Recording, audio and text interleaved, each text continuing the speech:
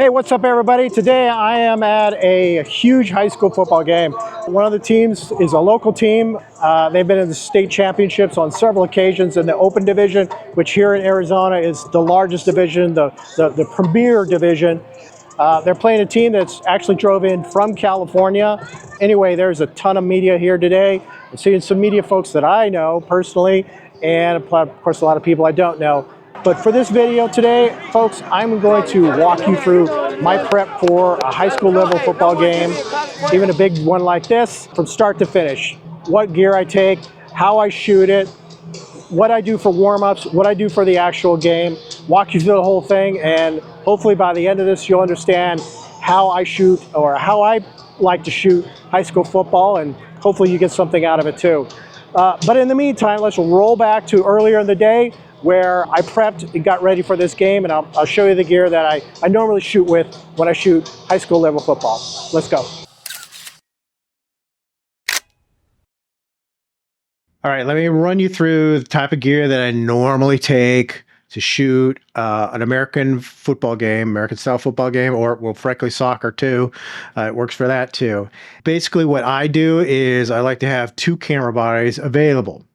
And normally, my setups can vary depending on my mood and what I plan to do that day. But basically, I have two camera bodies. So in my case, I happen to have two Z9s, and I set them up on with two different lenses, obviously, and I carry both of them at the same time. So on one Z9, I will probably likely have a 70-200 f2.8. This is a great for, when they're very close to the sidelines where I'm at on the sidelines, and you capture those actions that are real close on that near side hash mark when they're right next to you. So basically 70-200. It's also good for like when they're coming off the field, sideline activities, or some candids and stuff like that.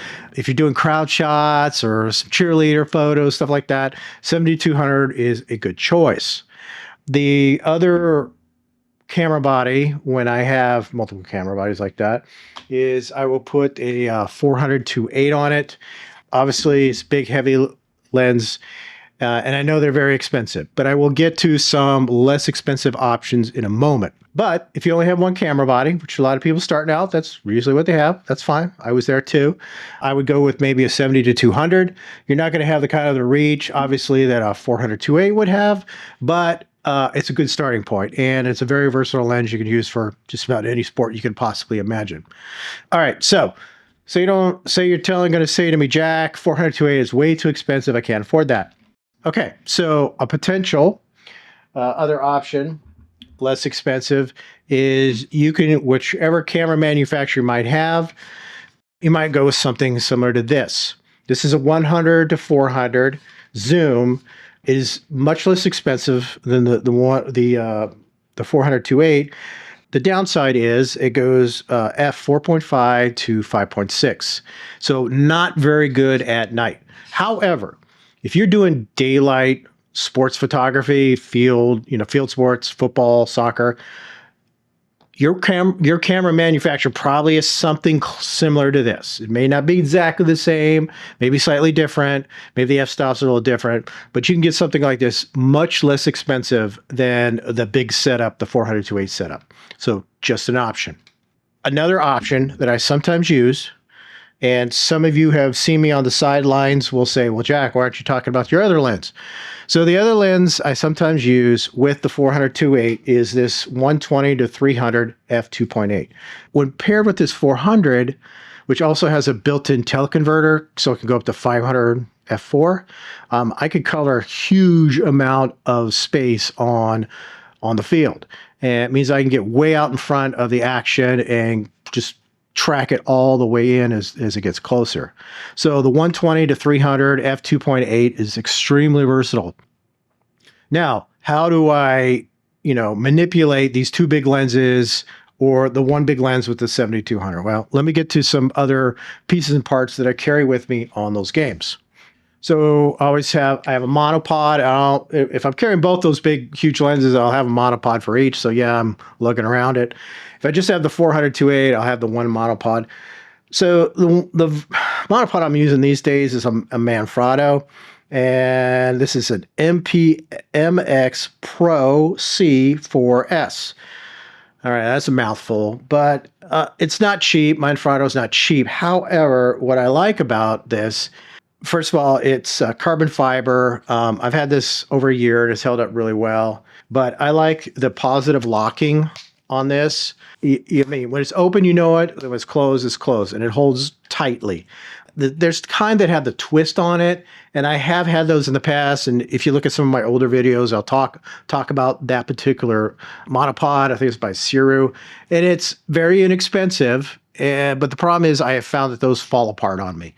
I'll actually be standing there, and I'll pick it up, and it'll hold like fall apart.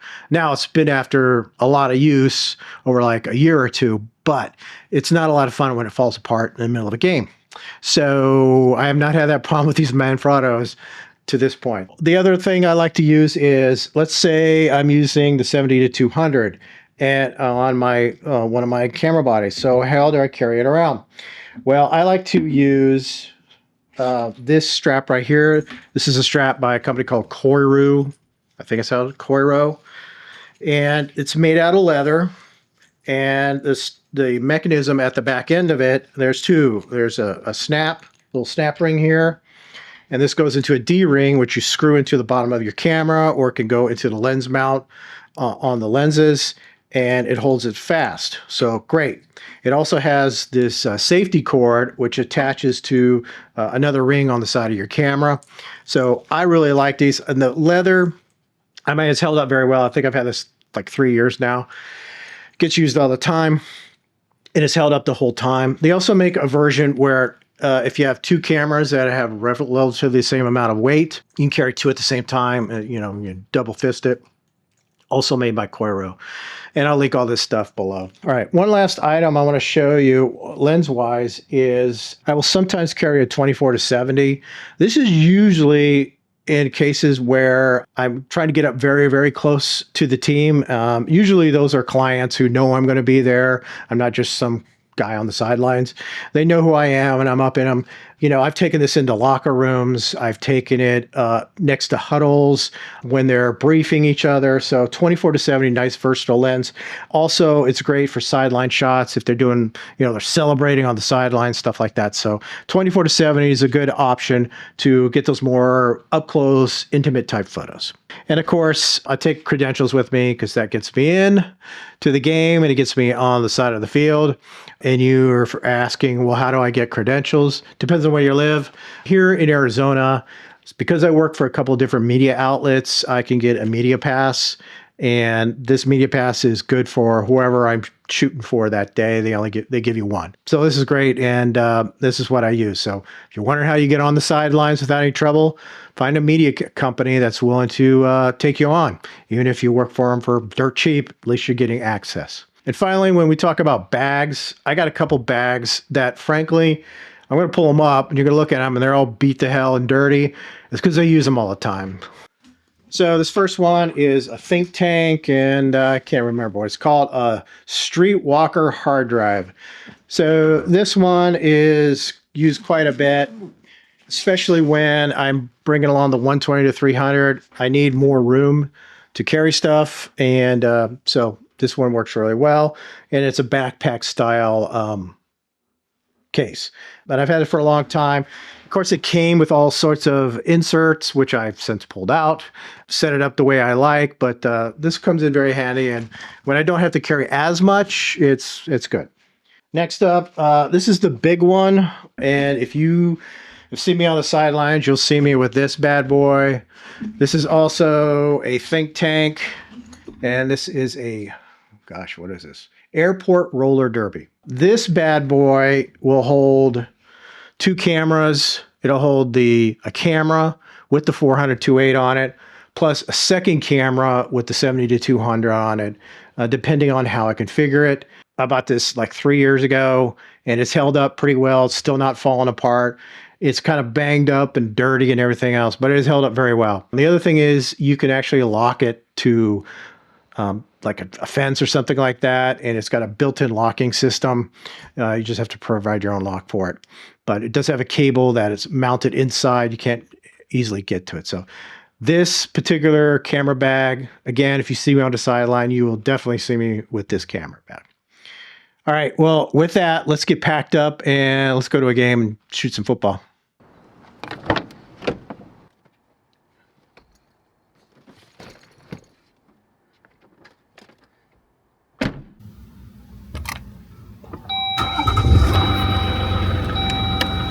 All right, so my strategy for shooting most high school football games is that I like to show up for the warm-ups. Now, that assumes I am shooting on spec or speculation, meaning I'm shooting both teams at the same time, roughly equal number of photos. This is what I do for Max Preps. This is what I do for SB Live. And the goal with speculative sales is that you're going to sell the photos afterwards, so you don't have a buyer ahead of time. So it's kind of a gamble. And after the game, what I do is I attempt to sell as many photos as I can, usually by promoting it on social media, tagging the schools, or if I have players, or if I have a coach, or if the team has any kind of presence on social media, I'll try to tag them. So that means I'm doing a lot of social media posts afterwards to try to generate interest. Does it work? To a certain extent. My personal preference is to have a prepaid, a customer ahead of time going into it. Now, the cool thing about high school games is that even if I have a prepaid customer, I am still allowed to post those photos in galleries on Max Preps or SB Live. So that works out pretty nice. And sometimes I pick up a few extra bucks that way. So as I said, I want to get to the game early. Varsity games, I like to get there about an hour early. I know some people get there a little less time than that. But with an hour, usually most teams, their kickers are out on the field practicing. Then about a quarter after, that's when the main body of the team starts to show up. Now, I have seen teams, especially very small teams, that do that differently, but that's kind of the general gist of how warm-ups go. Then when the actual game starts, again, shooting for speculation, I will shoot everything. I will shoot the national anthem. I will shoot the captains going out on the field for the coin toss. You never know what people are going to buy. You just never know. So my goal is to photograph as much as I possibly can. You would be surprised how many photos I sell of players standing there at the national anthem. You wouldn't believe it. My other strategy for speculative sales is, although action photos are great and that looks cool on the social media, the images that really sell the most, I'll be honest with you, are players just standing there. So what we call portrait. And I don't know what it is, but those tend to sell very, very well. The other players that seem to sell very well, of course, anybody who touches the ball. So that's going to be running backs, it's going to be quarterbacks, like that. So those people tend to get involved. But it's one of those things where you can't ignore the linemen, because the linemen, their parents buy photos too. So with linemen, my strategy is to get out in front of the ball. And usually, frankly, it's from behind the end zone as they're approaching. Or if they're on defense, it's behind the line of scrimmage or behind the offense and shooting toward the defense. So let's talk strategy from there on out.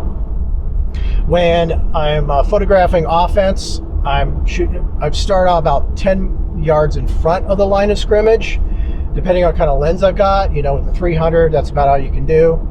If you've got a 400, you can get out beyond that, say 20 yards beyond in front of the line of scrimmage. That's when that 120 to 300 really comes in handy, because you can shoot that quarterback with, say, a 300 and then catch the receiver who's much closer to you now, when you zoom it back out to, say, the 120. And while we're at it, let's talk about sideline etiquette. The sidelines, look, for the most part, you want to stay out of the box that the players and the teams are in. I mean, if they're paying you to be there, you have a little bit of leeway, but you still want to stay out of their way. Don't get mixed in with the players. Stay off to the side.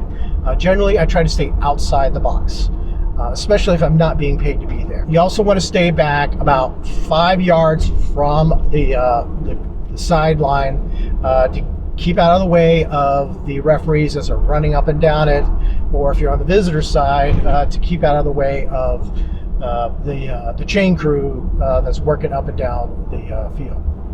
So generally I'm on the sidelines, 10 to 20 yards in front of the action, the line of scrimmage, or if I'm shooting defensive players, I'm actually about 10 yards behind the line of scrimmage and photographing them.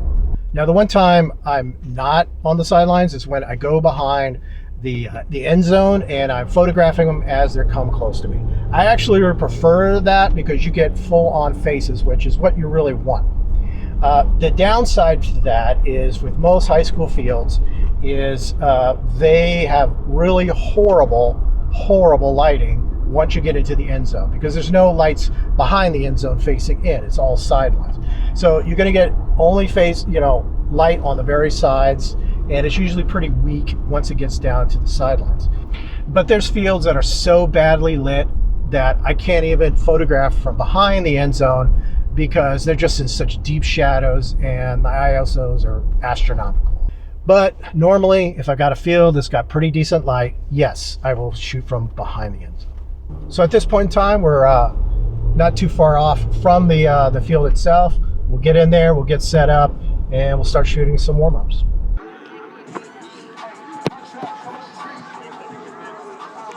Come on for the coat. I'm on. 2, 3.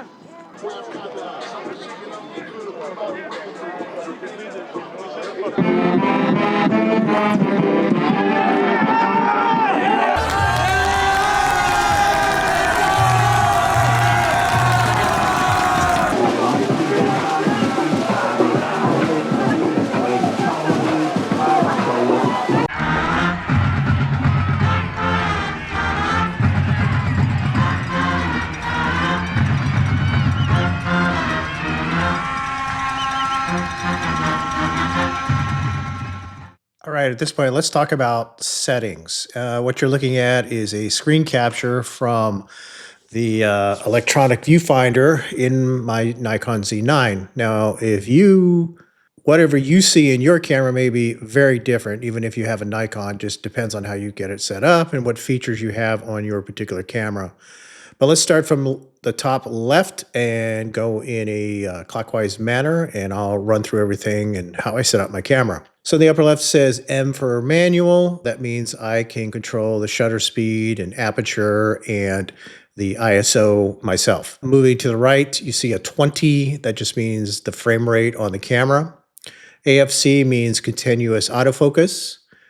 Next over it says Y-S. That is just the shape of the autofocus. As you can see in the center, the quarterback there, number 2, there's a red box right there. That's what the wide S is. You can make them larger, smaller, different shapes. And you also see a green square. It's actually finding his face and his eyes. It's much wider when it just does his face or his head, and it gets much smaller when it can find his eyes. All right, continuing on to the right, it says WBAO. That is the white balance. This is set up for auto white balance, keeping the whites white. Continuing to the right, it says N. So that N right there, that has to do with the active D-lighting, which is a Nikon feature. It only works with JPEG, and I'm shooting RAW, so it's kind of superfluous here. So next to it, you see an SD with a little asterisk in the upper right-hand corner. That has to do with picture control. That's only for JPEG shooting, and that's not what I'm doing. Next down, you'll see it says RAW with an L. It's just shooting RAW with the largest file sizes. FX near it, because it's set up to shoot FX as opposed to DX. Moving back down to the right center here, that is just to show, is it overexposed or is it underexposed? And you can see it's properly exposed, at least the camera thinks it's properly exposed. Next to it is a histogram. I like to have them both on there. Continuing down to the lower right, of course, the battery indicator. Little airplane here means I've got the networking set to airplane mode to save battery power. The 13.1 is how many frames I still have left. Now, moving over, and probably the most important here, it says ISO Auto 16,000. I prefer to shoot automatic ISO. I'll set the aperture and shutter speed and let the ISO float. Generally, it works pretty well. And even when it's off a little bit, since I'm shooting raw, I can usually correct it without too much problem. Still moving to the left, f2.8, that's pretty standard. I shoot as wide open as I possibly can. 1/1000th of a second next up. That's, again, very standard for nighttime sports. Lower left-hand corner, that symbol there means matrix metering. Some other manufacturers call it evaluative. Basically, it judges the entire frame, not just the center or some other spot. I will tell you with this particular camera, it'll also, besides the matrix metering or evaluative, it'll actually look at where I'm focusing, that focusing spot, and it'll try to meter off of that more specifically. Then moving up a little bit, you got a little hand there. That means I had the vibration control on. Move it up, I have flicker. That means I have the anti-flicker turned on for nighttime. Generally, it works very well with this camera. And finally, a little thing that says view with a camera on it. That just means the camera is automatically lighting up my viewfinder in case it's really dark, just so I can see better, and gives me a better evaluation of what I'm getting as far as photos, as opposed to what it is physically out there. At this point, I'll just let the video roll and you could see me tracking the action of this particular play.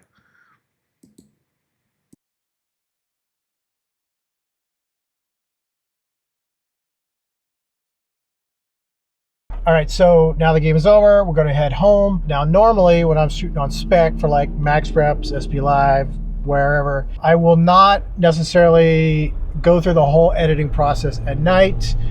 Usually I'll just call, and I might put my my raws that I've been culling through some sort of denoise program, DxO Pure Raw 5, something like that. However, for purposes of this video, I'm going to show you my workflow from start to finish, from the culling down to editing a few of the images. So let's get home and get to editing some photos. All right, so now we're in Lightroom. As you can see down here, I have 888 photos. Now, originally I started with well over 3,000 between two camera bodies, but I chose to use a program called Photo Mechanic to cull them down even further. I don't go into a lot of detail in Photo Mechanic. It's more of a rough cut. And so I just look for, is the subject visible? Are they generally in focus, not completely out of focus? Does the image meet my basic standards for what I would put into a gallery? If it does, I let it go. And usually if there's like a series of images, I will include the entire series, because what I have found is, unless you look at them very, very carefully, sometimes a photo you think is good, without looking at it very carefully, you look at it like at 100% and you go, oh, no, this isn't going to work. So anyway, I've imported all the images in Lightroom, and these are all shot raw. There is zero additions to it. If you look to the right here, it has been reset to nothing, basically. Just as shot with no other corrections, just whatever Lightroom automatically adds, like in the sharpening and the denoise. That's it. And the reason I do that, for a couple of reasons. Number one is, if you import with your presets, it's going to want to apply them to all these images, and it's going to take forever to get through the culling process, because your computer's working hard to add all those changes that you've done in your presets. So I leave the presets off at this point in time. The other reason is because we're going to import this into DxO Pure Raw 5. I'm going to walk you through that process. And when you do that, it doesn't take your edits with you. So it's a waste of time to do your edits, send it over there just for Pure Raw 5 to completely ignore them. So I don't even bother at this point. So this is what I'm going to do. I'm just going to go through this real quick. These photos are completely, there's no order, rhyme, or reason to them. I'm just going to show you real quick, and we'll do, I don't know, 4 or 5 images. I'll tag, and then I'll walk you through the process of taking it over to Pure Raw 5. So this is what I do. I zoom in at 100%, find my subject. With football, it's pretty easy to tell if it's sharp, because I just look at the helmet. If the lettering is nice and sharp, and the features on the helmet are nice and sharp, then it's a nice sharp images, and I'll go with that. Now, this one's not one of them, but we'll progress through it. And what I'm going to do, I'm using a PC, and I'm going to tag the photos with a P. You just press P and it puts a flag on it. So I'm just going to go through this real quick. And what I'm doing is I'm looking at the subject specifically to see if they're sharp. Here we have a case where you see the image is nice and sharp. The helmet is pretty good shape. This is a little out, but it looks like the plane of focus is right around his eyes. So I'm going to go ahead and tag that. Flag is pick. There you go. That's what the P stands for. And I'm just going to keep on moving. And I may do a couple here. I'm just going to run through this series, see if there's anything else pops up that's interesting. And I'm kind of really looking, not only is it interesting, but I'm going to pick this one. The reason being is now we've got a defender coming in. So this is probably my image right here. I think I can still blow it up without it falling apart on me. So I'm going to tag this one. All right, going back out. All right, I'm just going to keep moving. I'll get to the next series. All right, and we're going for a ball here. Is this subject sharp? This one's fairly sharp, not as sharp as I like. This might be a little bit better. We'll see what happens when we run it through the denoise and the sharpening. And these are out. So I'm not going to use these. Yeah, these are no good. So let's go to this series right here. Eyes are kind of weird. You probably won't like that. Nope. No. All right, so nice wide open eyes. You can see the lettering and everything is nice and sharp in here. So I'm going to tag that one with a P. And I'll probably just make like a portrait type image of him, just him right here. Whoops. Just like something like this, or just him. Next image, moving along. So he's a little soft. This is a field goal attempt. Oh, this one's pretty sharp. How are we doing? Nice and sharp right here. So I'm going to pick that one, see if there's any more that look interesting or more interesting. And I take photos of individual players because individual players tend to buy photos. This one's nice and sharp. I probably want to turn this into maybe a vertical of some sort. So let's tag that one with a P. Now, this one, the defender, is probably my subject. Let's see how sharp he is. It's not bad. Let's tag this one and maybe this one. We'll see how they come out. All right, so I've got several images here. Let's run through the process for running them over to DxO Pure Raw 5. This also works with 4, and do that. So, well, as I said, I put some tags down here or a flag on them. I'm going to go up here to Edit, select Flag Photos. In most cases, a lot of plugins, you can go over here and say Edit In, and these are all different ways you can edit it. But you'll notice that DxO Pure Raw 5 is not in here. What you have to do instead is go over here to Edit, to File, go into Plugin Extras, and go down here to Pure Raw 5. And let me see, I'm going to do Process Instantly in Pure Raw 5. And it's going to take it, it's going to open up Pure Raw 5, and then we'll have to do some adjustments once we get over there.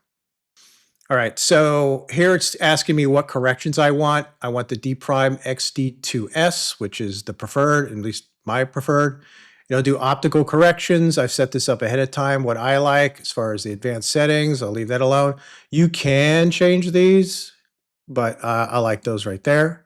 Output, I needed to go to a specific spot, so I'm going to go pick that and say process now. And it'll start processing. And it's about, I don't know, 15 seconds apiece. And then when it gets done, unfortunately, it doesn't put it down here with the rest of it. What it wants to do is it takes you all the way over here, and you'll see this DxO Pure Raw 5. It's going to dump it in there eventually. So when it gets done, it's going to be in that separate folder over there, and it's not going to be next to the original, which is good or bad. So what I normally do is I will go through and tag all of the photos in this gallery that I want processed, and then do them all at once in one big batch. If you don't do it all as one big batch, and you do it one at a time, which is what you could do with the other plugins, what it'll do is it'll create separate folders over there in this DxO Pure Raw 5 of individual photos. And that's kind of a pain. So my advice is tag them all using that, P for flagging, and do them all at once with the Pure Raw 5. So once it's done, you'll see up here it says import files at their current location. So it is now bringing the completed images back over from Pure Raw 5, and you could see it's now dumped them in their own separate folder under here under the collections DxO Pure Raw 5. All right, so this is the point in time where I would start to go back through, if I got presets, that's when I do it. So I have a preset I call Friday Night Lights for nighttime games like this. Turn off the color. I don't need any color noise reduction. Make sure my profiles are working correctly. I'm going to set the correct one on. And as shot, camera standard. This is all what I normally like to do. Oh, I'm sorry. I turn off my sharpening because I don't need it. I don't need manual noise reduction. Don't need denoise. Okay, good to go. As far as cropping, I'm doing these for Max Preps in a company called SB Live. They have requirements for a 3 by 2.216, so I set the crop. Then since I've set all this up, I'm going to copy those settings. Copy the settings, check them all, copy. Then I'm going to highlight all the rest of them. And then right click on develop settings, paste settings. And now they're all set up and ready to roll. Let's do a couple real quick. And once you've got your presets on there, really all you're doing is adjusting the exposure a little bit, maybe like to something like that. And the cropping. Other than that, you don't have to do anything else. So this is shot at ISO 20,000. Let's look at it. The grain. So the grain is so nice and smooth. The subject is so nice and sharp. You would not be able to get this if you were just using Lightroom's built-in denoise at 20,000. It's okay up to about 10,000, I think, at least on my cameras. But beyond that, no, DxO Pure Raw 5 is so much better. All right, let's go to the next one real quick. Okay, it was just a follow-on photo. Because it was a follow-on photo, I'm just going to hit previous and pretty much close to what I want here. And this is a significant crop, but I'm pretty sure, yep, it is still meeting the standards for Max Preps and SB Live. Again, quick check at 100%. You see I got it at 100% up here on the upper left. Good to go. Next image, checking it. Yep, nice and sharp. Did a good job. We'll crop in real quick. Straighten it out. Obviously, a little too bright. Go over here to exposure. Bring that down a tad. Something like that. Okay.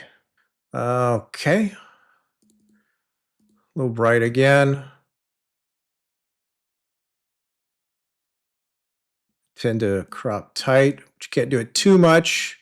If they're too far away, the image will fall apart, but let me check it real quick.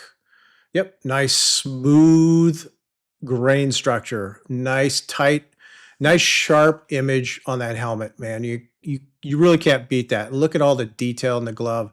Again, at ISO 20,000, you get all that nice details. You can see the individual hairs on his leg right here. So good stuff, DxO Pure Raw 5. All right, I think this one's sharp. Yes, it is. Good. All right, here we go. I kind of like this one. It's a little bit of a crop. Let's see if it falls apart or not. Bring down the exposure. I think that's pretty good. Let me see here. And I always check one more time at 100%. Nice and sharp, nice smooth grain, even at ISO 20,000. All right, from here, I just highlight all of these and I export them and we're good to go. All right, well, there's how I shoot American style football, but you can use a lot of these tools, techniques, and strategies for soccer, rugby, lacrosse, just about any field sport will use those same basic principles and gear and strategies as I just described. So with that, I thank you very much for being here. If you are not already a subscriber, I would ask why you're not. Go ahead and hit that subscribe. If you're interested in my presets, there's a link to them down below. It helps out the channel immensely, keeps me going and doing this kind of stuff. And if you're interested in DxO Pure Raw 5, which I recommend, I think it's the best on the market today, there's an affiliate link down below for that. All right, once again, thank you very much, and I will see you in the next one.